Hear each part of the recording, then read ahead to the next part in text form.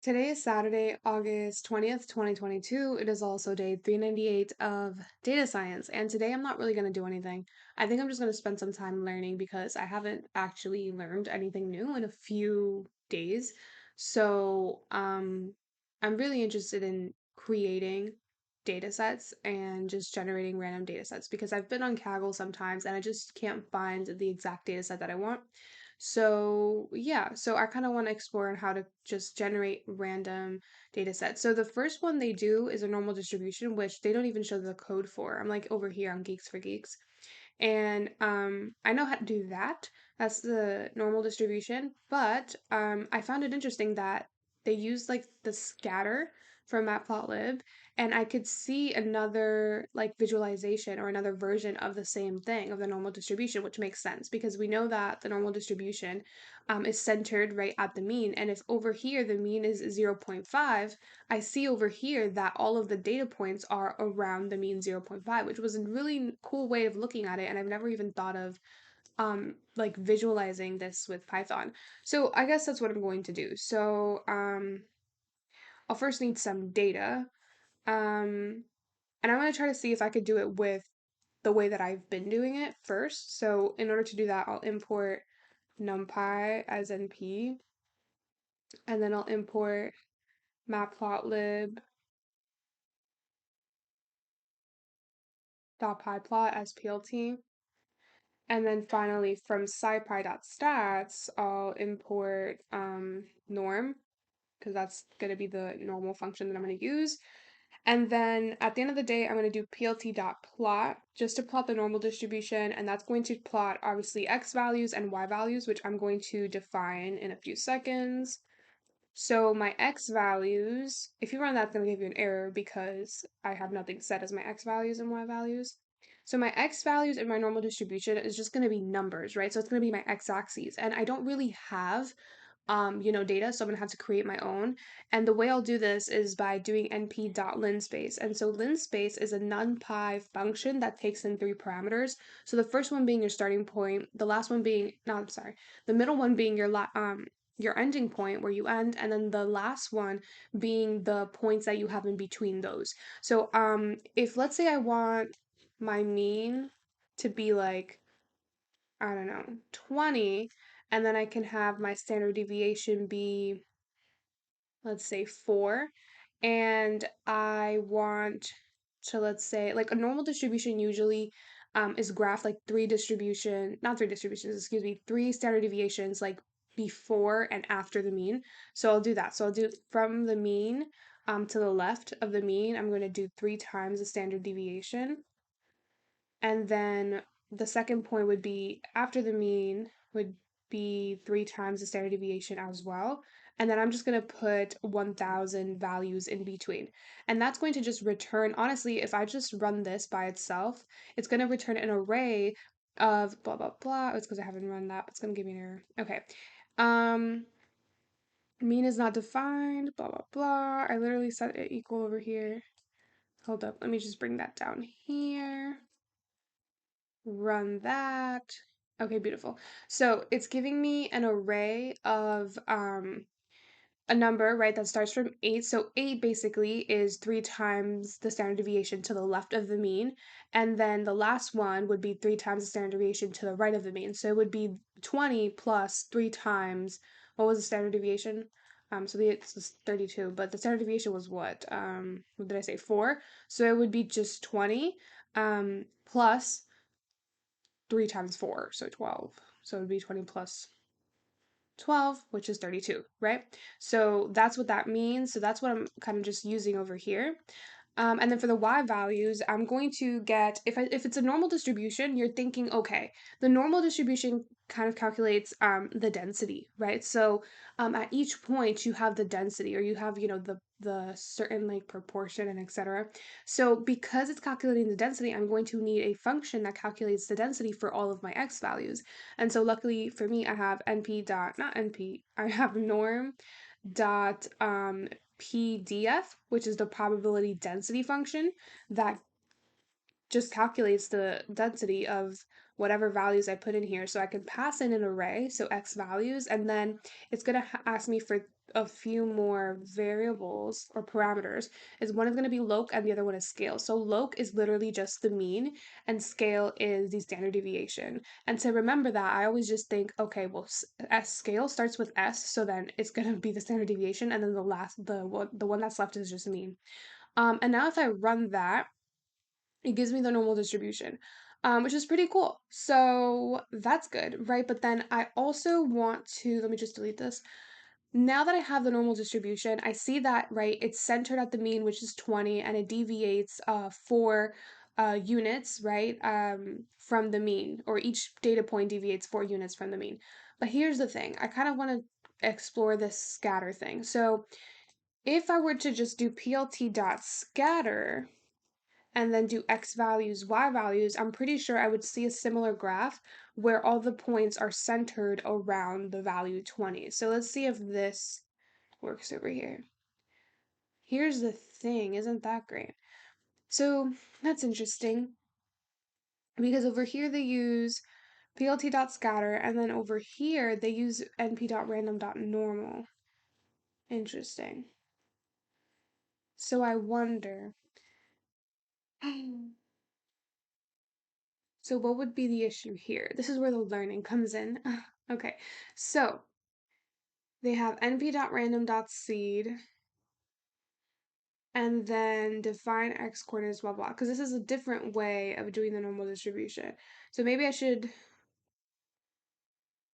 do this then. Okay, so let me try. So first of all, I don't want it to be, okay. So np.random.normal is a function I haven't used yet. So random.normal, so let me look up at the documentation. All right, so it says it draws random samples from a normal distribution. So the probability density function, the PDF of the normal distribution, first arrived by de Moivre and 200 years later by both Gus, blah, blah, blah. Bell curve because of its characteristic shape. The normal distribution occurs often in nature. For example, it describes a commonly occurring distribution of samples influenced by a large number of tiny random disturbances, each with its own unique distribution. Sure. New code should use the normal method of the default, blah, blah, blah. So it takes in the mean, the scale is the standard deviation, it takes in the size, output shape, if the given shape is blah, blah, blah, then do m times n times k. K samples are drawn. If size is n, if size is none, a single value is returned, both scalars, and then out it returns, it draws samples from the parameterized normal distribution. That's what I use here. scipy.stats.norm. New code. The probability density function. Normal distribution. Draw samples from the distribution. So I have mu, sigma. So 0 and then 0.1. So it means that the center is at 0. And then each data point deviates 0.1 units from the mean, from the center. And then I have this variable called s, and it's set to np.random.normal. It's taking in the mu, it's taking the sigma, and I'm assuming it's taking 1,000 random values from that normal distribution. Okay. And then this is getting the absolute value of the mu minus np dot mean of the s. Okay. Should be 0. Okay, beautiful. And then sigma, same thing. Display the histogram of the samples along with the probability density function. So import matplotlib, plot. Oh, interesting. All right, so let me try that. So what they do, another way of doing this is they do np dot random. How do I do seed? Or is it np dot seed? Or is it np whatever? Where's the seed? Oh, random dot seed. Okay. Random dot seed. Are you serious? And then I'm just going to put in 0. And then, so my result could be replicated. And then over here, I'll create a sample and I'll do np.random. Is it np.normal or np.normal.random? I forgot. Let me see. It's np random.normal. So random.normal. I wonder why. Why is it in that order? So I have np.random and then dot normal. Isn't that interesting? So then in here would be my mean, my standard deviation, and then however many points that I want here. Let's go and run that. And then from here, let's see what it actually returns. So it returns, let's see, an array. So then I believe I could do the same if I were to just plot these. So, whoops, okay. Let me close this. So how would I plot these? So plt dot, well, those are my x values. So I wonder, huh, then my y values would be random.normal, the same thing, but then the mu times 2 and the sigma times 3. What? And then why is this in parentheses? Because it wants like a certain, so from 395 to 1. So define the x coordinates, define the y coordinates. Interesting. So let me just see what this gives me over here. If I were to just run this, oh, I don't even have mu over here. Let me do this. And then sigma, I probably should start saying like mu and sigma like that. All right, so this is different. So it returns an array, and it's very formatted. It's very nice. But then let me look at the difference between this one. This one, it's like that. This one is this way. What does this do? So let me look. So I have this, right, which is my size. So it's a size. So output shape, if the given shape is, oh, I got it. So it's columns and not columns, it's rows and columns because that's what shape is. Like when you do, if you have like a pandas data frame and you do dot shape, it tells you how many rows and columns. Like I'll show you real quick. Hold up. So if I do import pandas as PD, and I create a data frame like data is equal to pd dot data frame, and then just create a data frame, I don't know, just column, and then like A, and then just B, just a quick short data frame. And I run that, and I'll put it over here. This is my data frame.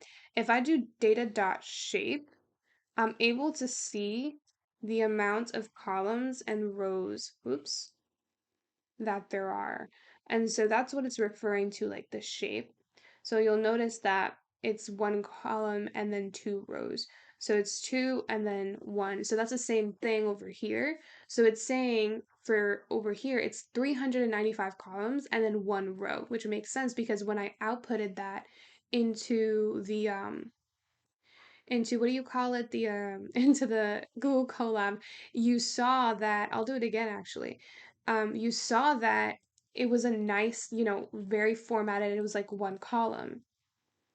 Why is it not? Let me just make sure I get all this. All right, let me paste that in there, run that, and let me just print out X. So notice it has one column, but it has 395 rows. And so that is the shape, which is very, very interesting. So it's just another way of saying, I guess this is like how many values I want, 395, but like in one row, and versus what I have over here, mine is just, oh, there it is. Mine is just 1,000 values, but it's distributed like however it wants, which is very interesting. So I wonder what's the difference between having a shape and not having a shape. Let me delete that. Okay. So let's see. So I can change it, I guess, if I wanted to have maybe 1,000 values, I can do 1,000 values still, but then have it be in one row. And then I'll be able to see it in one row like that, which is pretty nice. All right, but then what's the benefit of doing that versus what I had is my question. That's a question. That's a good question because I don't know the answer. So, okay. So then this is interesting. I wonder why for the y, no pun intended, it's the same thing, but then the sigma is multiplied by 2. I mean, the mu is multiplied by 2, and the sigma is 3 times what it was. And it has the same shape. So, why would that be the case? All right, so plt.scatter takes an x, takes in y. Let me look at the documentation. So, scatter. So it takes in x and y. It could be a float or array-like shape, the data positions, right? But why? Why would, like, why though? Like, why does this make sense? Random dot normal mu times 2 sigma times 3. Like, what does that do specifically? Let me just put this up here. Okay, so this would be my x values, and then what would be my y values, right? So this would be like just my new x values. I'll leave it as x, yeah. So I'm just questioning why I have to do this again. So NP dot, and then this is times 2, and apparently the standard deviation is times 3, which I'm not understanding why, but I guess that's that. And then I'll do PLT dot scatter and see what the difference is between what I did above and now this. Let me run it. Okay, so this is what I wanted to get over here, but I didn't. Perfect. So I can clearly see that all of the data points are centered around 20, which is another visualization of the normal distribution where it's centered at 20, right? That's the mean. All right. So let me try to analyze these graphs. So here, where I just did plt.scatter like the first one, I noticed that all of the points are lined up along the curve. So I'm wondering if, well, it definitely has to do with the fact. Okay, hold on. Does it have to do with the fact that I added a shape, or does it have to do with the fact that I multiplied the mean times 2 and the standard deviation times 3? Like, what is this? I don't understand this part. Like, why do we do this? What if I just did mean? Let me try to just kind of explore here. If I just did the same thing, let me run that. It's the same. Like, what? It's kind of the same thing, just different. So does this give us the randomness? Is this what like actually gives me the randomly positioned values? So starting, so np dot random. Okay, let me just go back up. So it takes in the mean and it takes in the scale and then the size. How about I search up not some documentation. This is the documentation. How about some examples? I think that would be great. All right, this tutorial will cover the Numpy random normal function. Okay. Sample number. So the Numpy random normal function generates a sample of numbers drawn from the normal distribution, otherwise called blah, blah, blah. Okay. All right. Excuse me. Move that over here. Okay. A quick overview. All right. So NumPy is a package, as I mentioned previously. Okay. Hopefully you're familiar. Yes, yes, yes. Right, here we go. So two important parameters for the normal distribution. We have the mean and standard deviation. The mean tells us where the peak of the distribution is. The standard deviation measures how spread out the data are, although there are other metrics that measure the spread of the data, like variance. These metrics are both important because they relate directly to two synaptical parameters of NumPy random normal. All right, so the syntax is straightforward. So I have the function name, the mean, standard deviation, the shape of the output number array.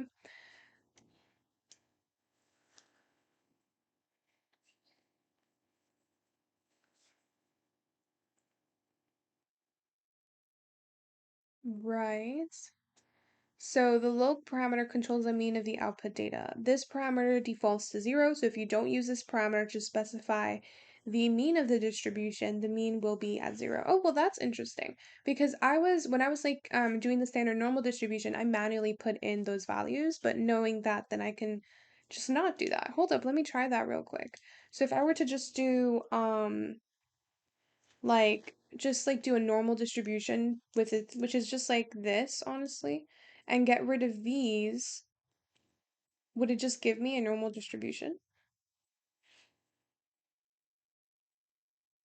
Let me try and see if that would work. PLT dot plot x values, not a normal distribution, I meant a standard normal distribution. All right, let me see. Okay, linspace missing one required position argument, stop. Okay, so I guess over here I would have to put in the values.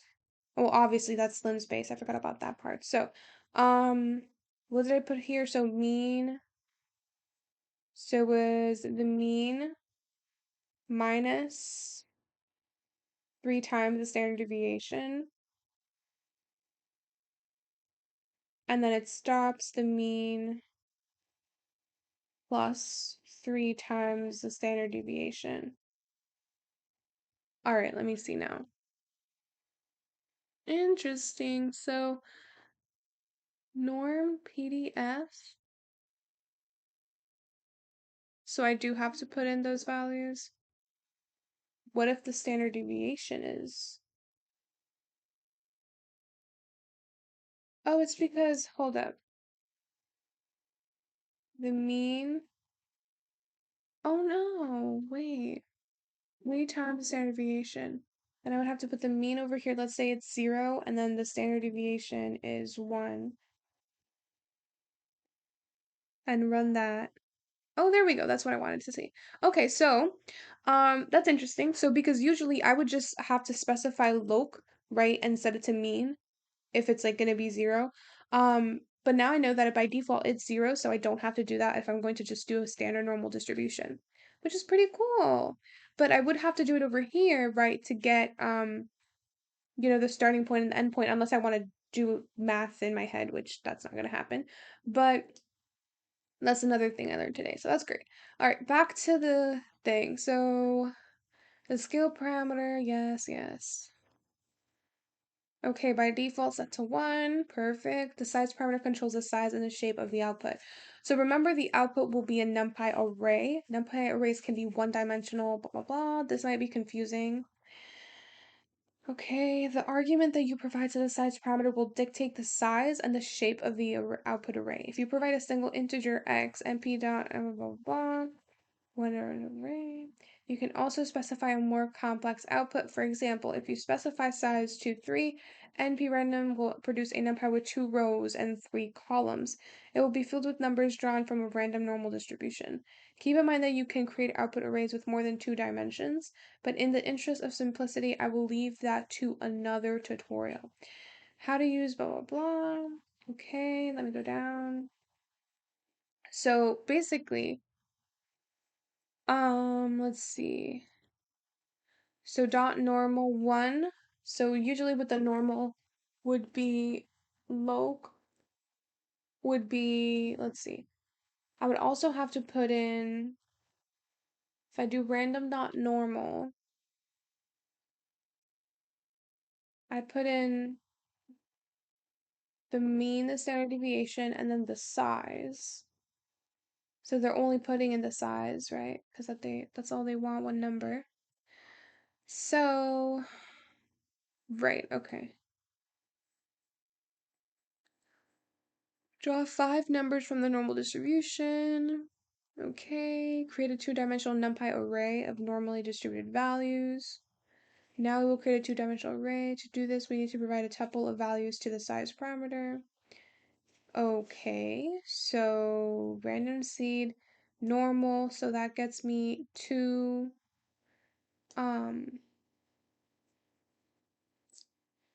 2 rows and 3 columns. So which produces the output, blah, blah, blah. So we use a size parameter. The output has 2 rows and 3 columns. The input.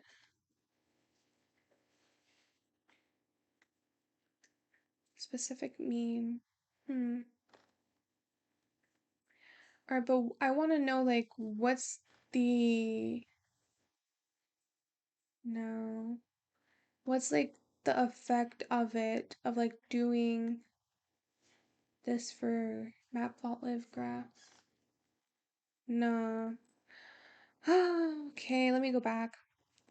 So, I just want to know, let me think.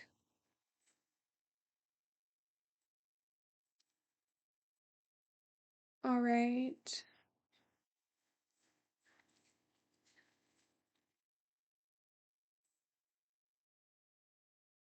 All right, so if I change, I wonder what the requirements are for plt.plot. Let me just look at them. So plt.plot, let me just look at the documentation. So it takes in, where's the, okay, over here. So x, y, array length, or scalar. So the horizontal vertical coordinates of the data points x values are optional and default to range length of y. Okay, so commonly these parameters are 1D arrays.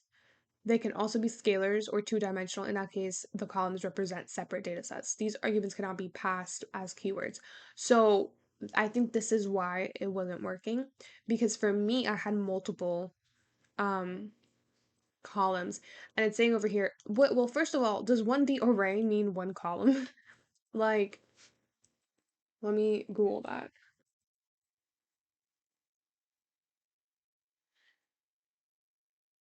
A one-dimensional array is the simplest form of an array in which the elements are sorted linearly and can be accessed individually by specifying the index value of each element stored in the array. Sure. So, hold up. 1D array means one column, question mark?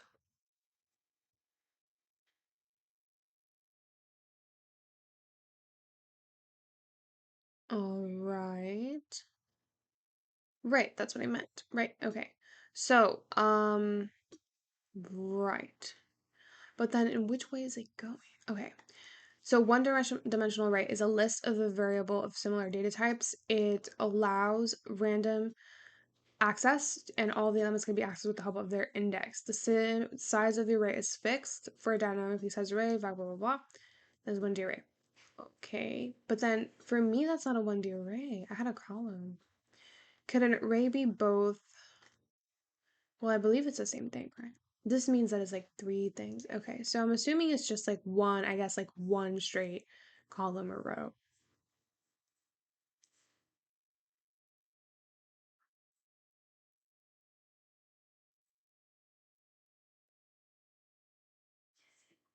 Mm,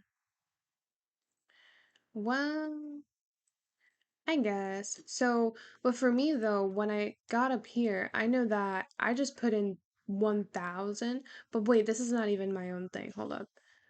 This is, yeah, it is my own thing. What am I saying? I put in 1000, but then if it's np.linspace, then can I do the same thing? Can I put in a shape? Because let's see, what about if I do 1000 and then I do like 1000 rows and then one column? Run that and see if that works. So tuple object can now be interpreted as an integer. So I'm assuming that, well, obviously it does not work, but that's interesting because then how would I get that shape? So I know that np.linspace. Let me see what it returns real quick again. Right, so it returns like all of these columns when really I just want one column. And because, can I check like, okay, how can I check, the shape of an array? Can I just do dot shape? Nope, okay. How do you determine the shape of an array? What is the shape of a 2D array? Nope.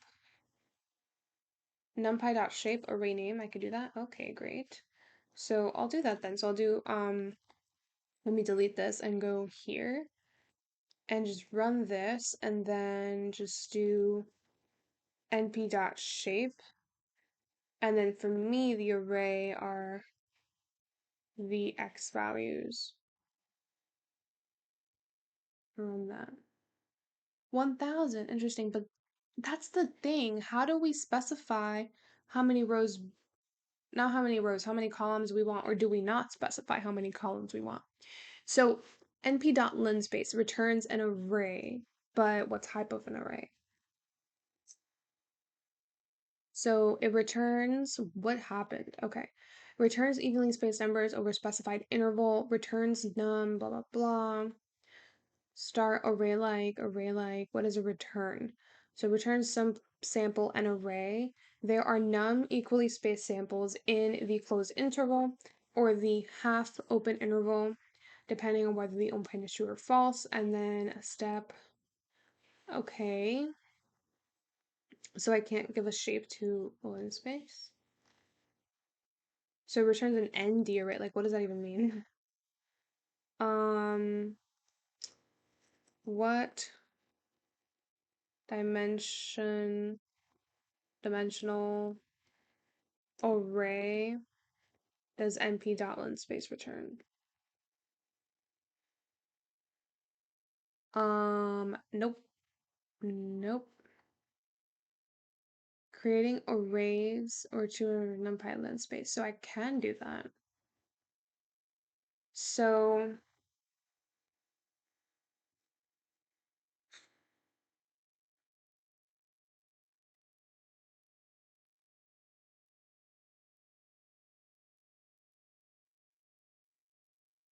if I just do 1 and 50,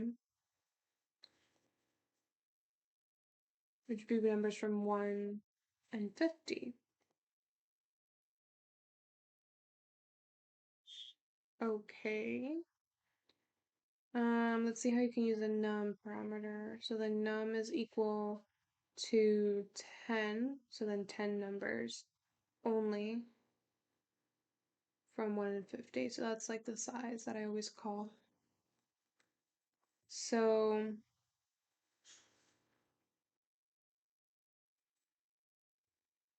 I'm just trying to figure out how.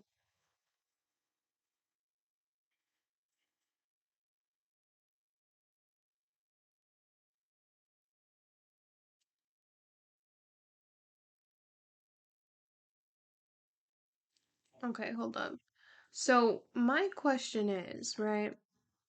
How did how I don't even know what my question is. Like, this is the goal, right? Like this scatter plot, but when I use linspace, it doesn't work. But when I use random dot normal, it does work. Um, so I wonder if it has to do with the shape that I gave it, where it's like a one-dimensional array, or does it have to do with this stuff over here? Or I don't think it has anything to do with this actually, because this really just changes the order or the location of the data points. So I'm really thinking that it has to do with the shape. And if that's the case, then is there any way to have that same effect in linspace? Like, what's the difference between linspace and random.normal? Let me look at plt.scatter and see what it takes in for its parameters. So x and y, it takes float or array like or shape the data positions. All right, so, and it returns a path collection.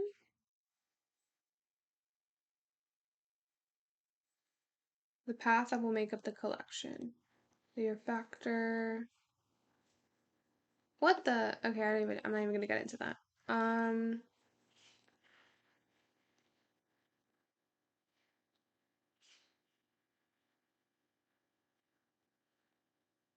so let me see. Let me go into here. Okay. So this doesn't work for the scatter. And I'm really wondering why. So the y values are being plotted with the x values here. And I mean, just given these x values with like 1,000 values, I'm just wondering are they being plotted along the curve? While then over here, is it because it's not random? Oh my god, wait. I'm so dumb. Wait, hold up. No, that's not the case because, oh no, it is the case. Hold up. Let me try doing the normal distribution with this. If I were to do this, right? And I were to do PLT dot plot, and then I would do X and Y, let me see what that would give me. Ah, that's the difference. See? Okay, that makes sense now. That makes absolute sense. So, because it's random, because they are random, the data points obviously you don't see. That's just, oh my god, that's like insane. Okay, so because they're random, you can clearly see that instead of a curve, I'm getting just the points being just like plotted together, like under one like line, and like, which is different from PLT dot plot over here. Like here, they're plotted along a curve because they are in order. Like if I output this, the array is giving it's like outputting 1,000 numbers in order. While here, the numbers are random. And not only that, but that's so I'm assuming that these are just different use cases. So if I want to have so this makes sense. This does make sense because it's plotting all the points that I gave it, but it happens to be that all of the points are in order and I have all of the points. So because of that, it's plotting the scatter plot like this. That's why it's so ordered. So because it's not random. So because I have this function here that makes my data random, that is why I'm able to see an actual scatter plot with actual random points, which makes much more sense versus this, which also makes sense within what I just did because it makes sense because all the points are still random, but it's still trying to like come up with some sort of like curve or something. But that's not going to have it because the points are random. So the normal distribution, I believe, I think I just have to kind of come to the conclusion that for the normal distribution, in order for me to plot the actual curve, all I have to get the density of all of the points like in order within like a certain interval, right?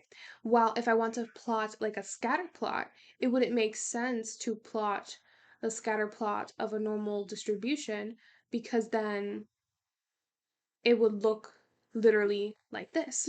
That's what it is, a scatter plot of the normal distribution because all of the points are in order. And okay, so that's interesting. And then if I want to get a sample, like a sample from a normal distribution, then I can do np.random.normal and do that. And I can do dot scatter, and that would make sense because it would still be around the center, but a plt.plot wouldn't really make sense because I'm like trying to get like all of the points and just make a graph out of it. And that doesn't make sense if they're just random. So, and that kind of also reinforces the point that the normal distribution is like infinite. It is a continuous curve and it just goes on forever and forever. And because of that, it makes sense that this is a situation because it's continuous. Wait, where was I even getting at? Oh yeah, it means that it's made of infinite and infinite points. So when I'm trying to plot a scatter plot of infinite points, it's going to end up looking like this, right? It's going to end up looking like this. And if I get a sample from a normal distribution, it's going to end up looking like this. And this is what real world data, right, usually looks like. Let me go ahead and just put this over here. So yeah, so this is what real world data usually looks like. Um, it's always sample. We never have like infinite points. We never have 1,000 points, right? I mean, we do obviously, but we don't really have like all of the points, all of the data. If you know what I'm trying to say, like the normal distribution, if I search it up, hold up, is just what happens like in nature. It happens, it's a phenomena that happens in nature naturally, and sometimes it's like infinite data. So hold up. What is a normal distribution? Let me just do some research here. So, okay. The normal distribution is the most common type of distribution assumed in technical stock market analysis and other types. The standard normal distribution has two parameters. Okay, is important statistics and is the key to the central limit theorem. So, this theory states that averages calculated from independent, identically distributed random variables have approximately normal distributions, regardless of the type of distribution from which the variables are sampled, providing it has a finite variance. So, the normal distribution is one type of symmetrical distribution. Dividing a line produces two mirror images since some data could appear as two hamster series. Okay, so for all normal distributions, yes, yes, will appear within. So that's what I'm trying to say. Like, at the end of the day, the normal distribution is something that's like hugely infinite, and it wouldn't make sense for me to plot like a scatter point of them because they're all in order. Like for me, when I did lens space, I just said 1,000 values, but they're all in order, right? Um, what if what if I changed? Well, no. Where was that thing that I was looking at? Did I close it? It was a good article. Um, so np.lensspace.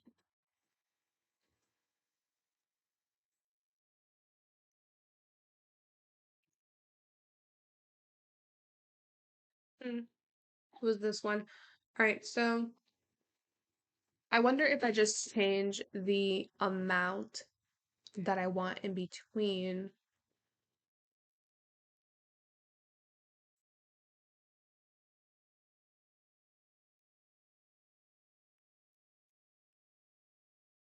And this is what I want over here, like the re-step.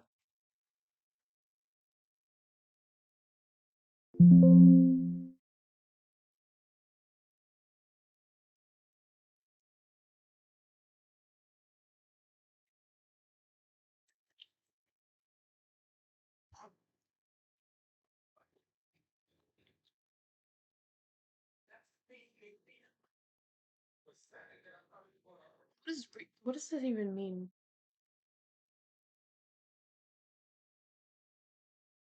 What is the step size?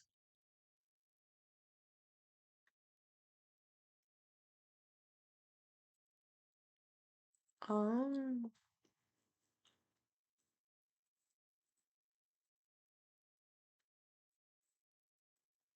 okay. So if this is num, I could do restep equals true. The truth value of an array with more than one element is ambiguous. Hmm,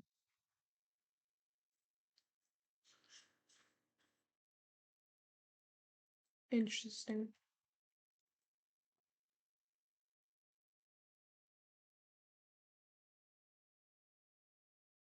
Okay.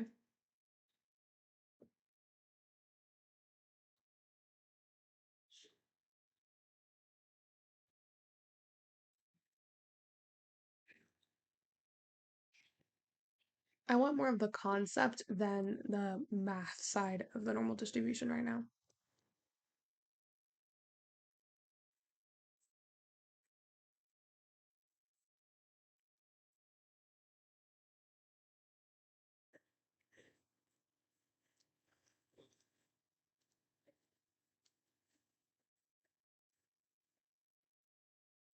Um,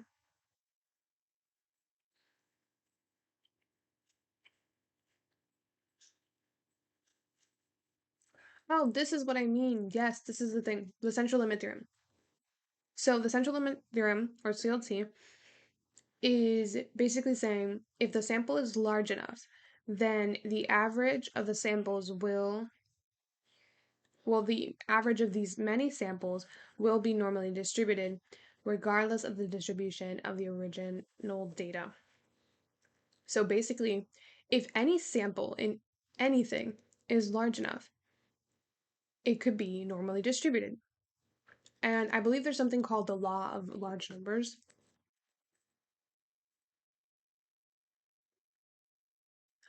The theorem says that as the number of identically distributed randomly generated variables increases, their sample mean average approaches a theoretical mean, which is kind of literally the same thing. I wonder what's really the difference between CLT and law of large numbers.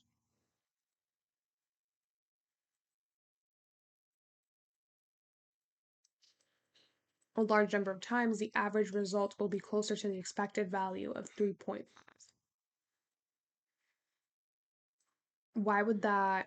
Oh, the expected value? You would add up and then, no, you would multiply. What would you do? I know you add them up at the end. I remember that part. So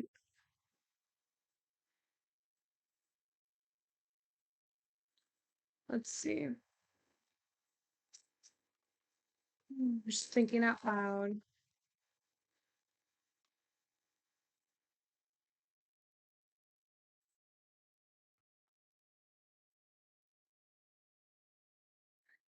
It's closer to the expected value of 3.5 because you do it multiple times and then the sample gets large enough that the mean gets closer. Or not the mean, but oh, oh, yes, the mean gets closer to the theoretical mean. So there's something called the theoretical mean. So something that's theory. So you have the mean that you're getting, and then you have the theoretical mean, which is based on what? The normal distribution? Is a theoretical mean based on. I can't even spell. If that's one thing I've learned from doing this, is that I can never spell. Is a theoretical mean based on the normal distribution?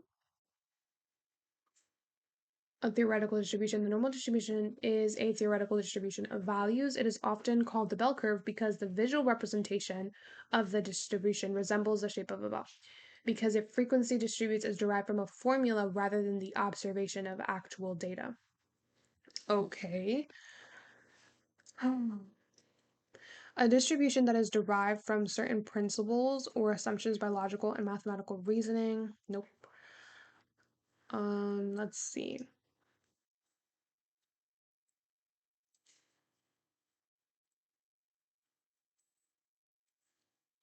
Right. So the normal distribution exists in theory because of a mathematical formula, but not because we've actually seen it happen with real data, apparently.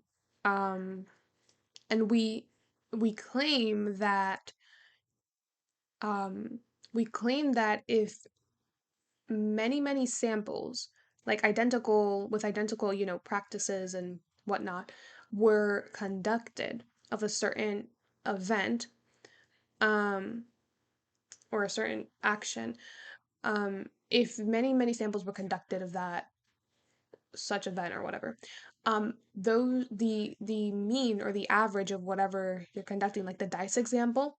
So if the average was 5 for the first time, and we know based on the mathematical formula that usually the average would be 3.5, like that would be the theoretical mean, the theoretical average, then the more times you roll the dice, the more numbers you get, the closer you are to the actual theoretical mean.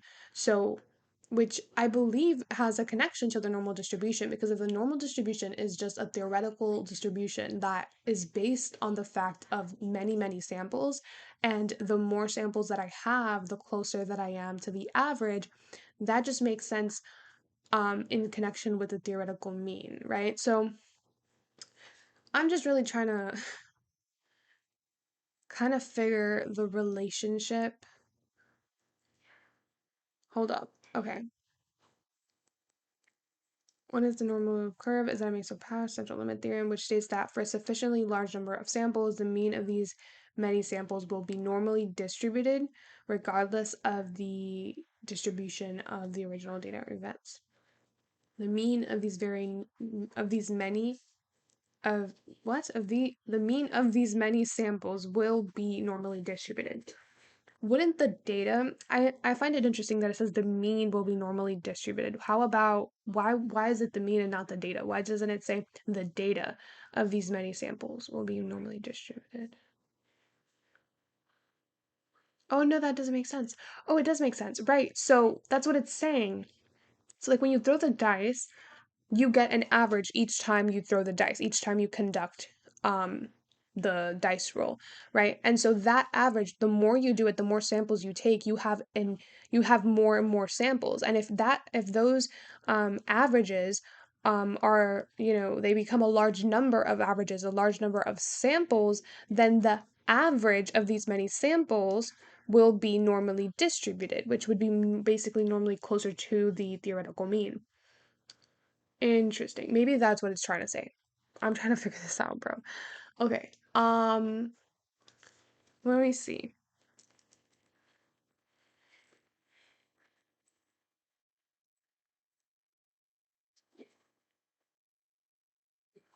If I search up AP stat, I usually get an actual good explanation. Um, let's see. Maybe Khan Academy.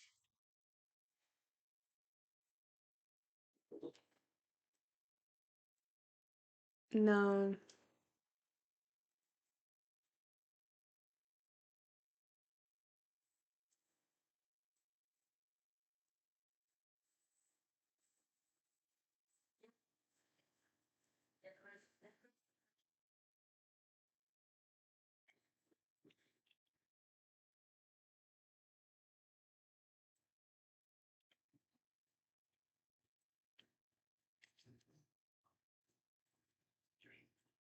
The normal equation is the probability density function for the normal distribution.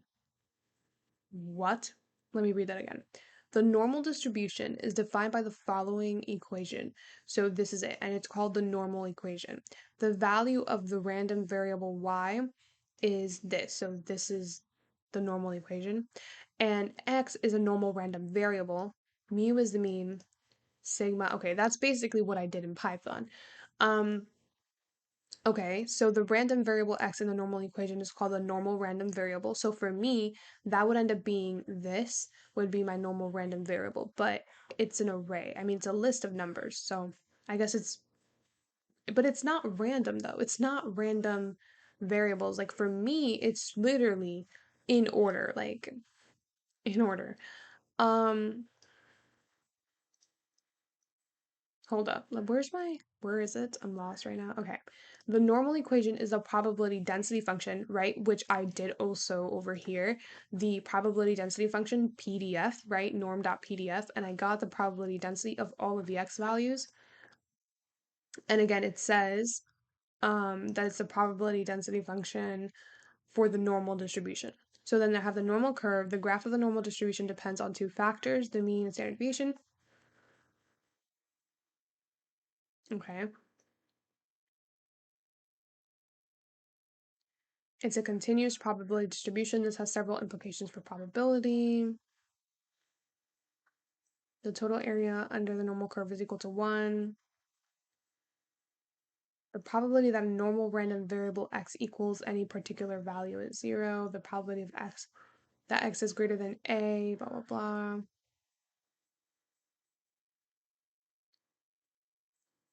Interesting. Yeah, but like I want more of like the theory. What if I go to Wikipedia? Would that be a great source of information? Wikipedia. I've been like literally what do you call it? Like trained not to go on Wikipedia. Wikipedia normal distribution. Like my teachers, they would just be like, "Don't use Wikipedia." I'm like, "But okay." All right. So, um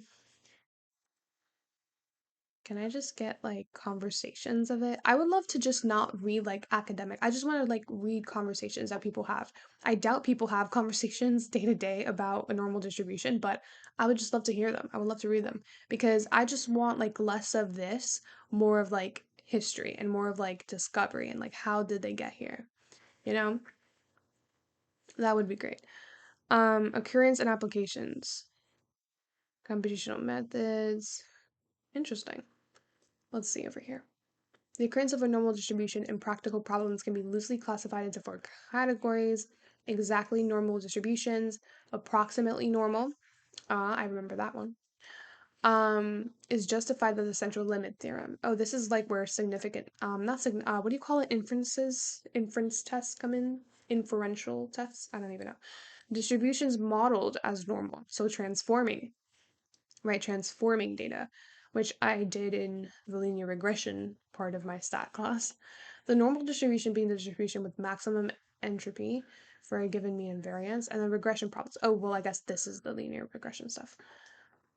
Okay. So,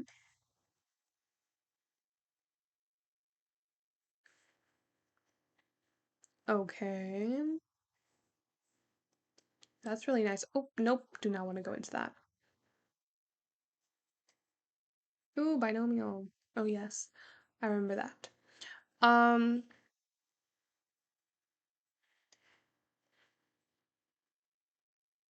but why the like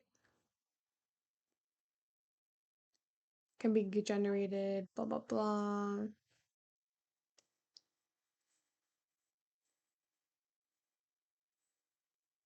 Oh, there we go. History. Okay, some authors attribute the credit for the discovery of the normal distribution to de Moivre.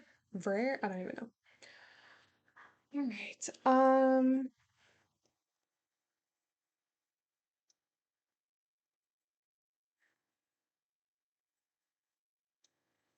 So although his this theorem can be interpreted as a first obscure expression for the probability law,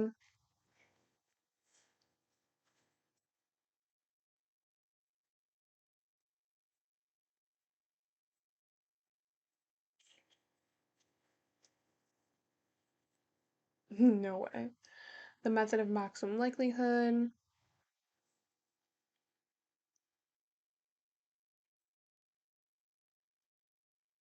Um, yeah, but like, how did they discover it though? Like, how did someone think if I do this a lot of times, then the mean is going to reach the theoretical mean? Like, what?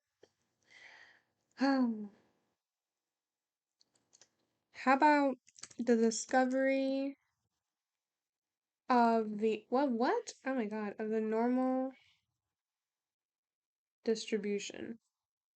Are you serious? If he could find a mathematical expression for this curve, he would be able to solve problems such as finding the probability of 60 or more heads out of 100 coin flips much more easily.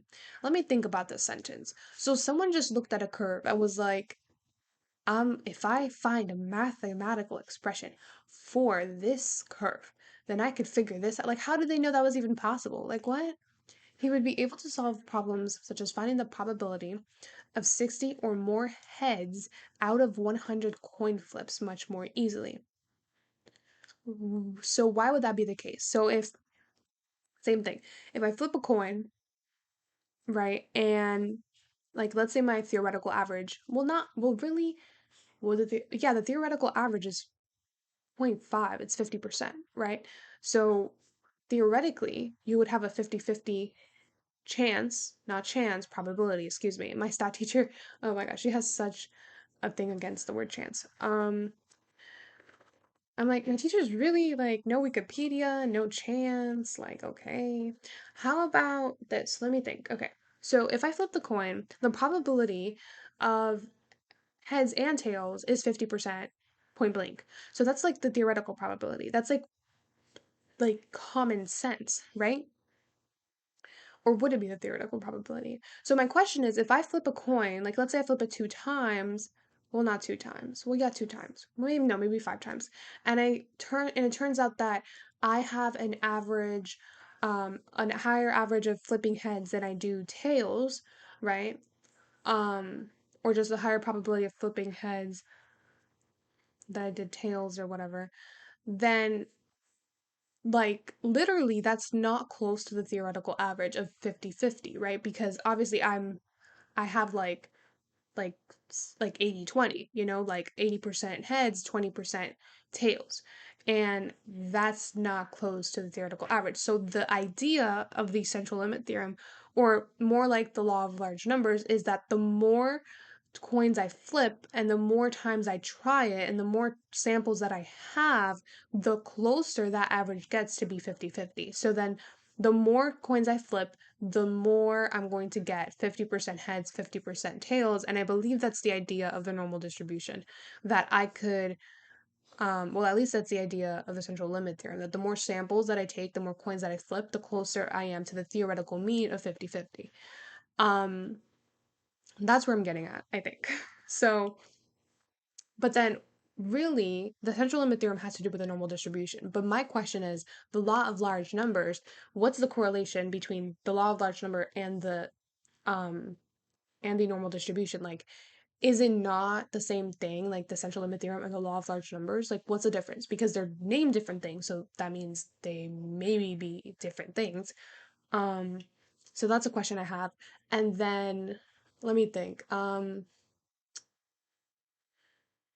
So the law of large numbers, and then the central limit theorem, and then the normal distribution. So the normal distribution is a continuous distribution um that would contain, so eventually if I do like infinite coin flips, like a largely a large sample of coin flips, it is going to be, its data is going to be in a normal distribution, and the mean is going to get close to the theoretical mean, which is 50-50. So wait, hold up, let me see if there's an actual thing. So coin flip normal distribution simulation, let's see if I could actually find something.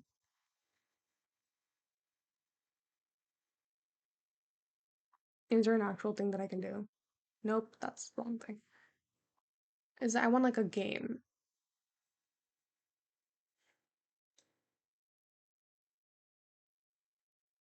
All right, so oh my God, I think I used this in school once, or maybe I didn't. I don't remember. So one flip. All right, so one flip, and I have proportion one, and then one another flip, heads again, and then tails, and then tails. Okay, so currently I have a total of 4 flips. Oh, and the proportion is 50. That makes sense, right? So let me do it again and again. Interesting. So let me start again. So right now, let's say I do 3 flips, right? So currently, if I do 3 flips, right, I did 3 samples. I took 3 samples, and the outcomes, right, were 2 heads and 1 tail. And so currently the proportion is 0.3, and the theoretical proportion that should like be occurring, or the theoretical average should be 50. Oh, look over here. Wait, hold up. Yeah, no, yeah, 0.5, 50%, right? Um, oh my God, as the virtual coin is flipped over and over again, the cumulative proportion of heads gets closer to this value. Yes, that's exactly what I'm saying. Oh my God, sorry, I get excited. Okay, I love this. Okay.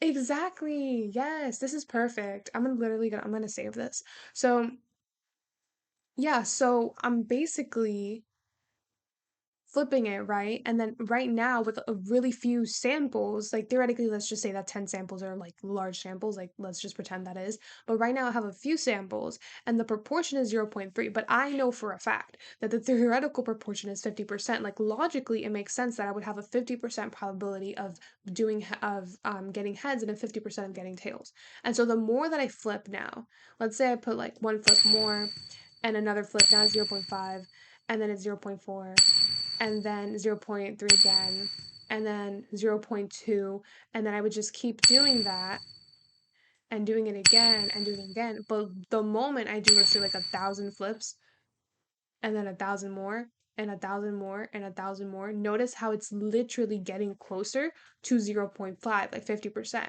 Isn't that amazing? So that literally just like reinforces the idea that the larger the samples, the more times you flip the coins, the more the average or the more the proportion, right, gets closer to the theoretical proportion of 50%. Um, so yeah, pretty much it. Um, but why do I keep saying average? I mean like proportion, right? Because it's not like you're getting in like a number like an average or whatever. I'm in proportion. So the closer the proportion gets to the theoretical proportion. So in like another 1,000 flips, now it's like 0.5, 0.5, another 1,000, and it just keeps on 0.5. And then the more I do that, I mean, how amazing is this, honestly?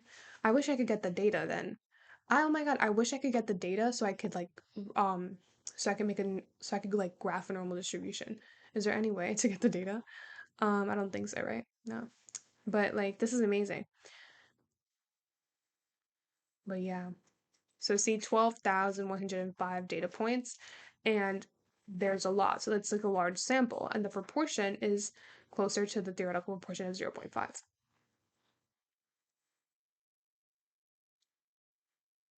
Yeah, so that's it. Yeah, that's pretty much all for today. I just really went all into this because I really wanted to understand why, like, the difference between having a random sample versus having a normal distribution. So I know not a normal distribution, but like an ordered sample of like 1,000 values. Because currently, right now, I do have 1,000 values, but they're not in order. They're literally random. And so I really wanted to see what really is the deciding factor in like why these graphs are not looking the same. Like, is it the number? Is it this? Is it the shape? Is it like what? If it's like is it I can't even speak. Oh my God. Is it like the different type of array that it is? Is it the number of columns or rows? Or is it the fact that the numbers are not ordered or if I don't have enough samples or whatever. So that's kind of why I went to this little like tangent of like exploring the normal distribution. I'm going to get back into it tomorrow because I really want to figure this out. Um but yeah, these are my thoughts today. I'm going to go now because I feel like I went on a what do you call it when you go like on YouTube and you watch cat videos for like hours? Um well, like what is that thing called? On a YouTube, not a YouTube, but like I'm trying to find an equivalent word. What is it? On a dive?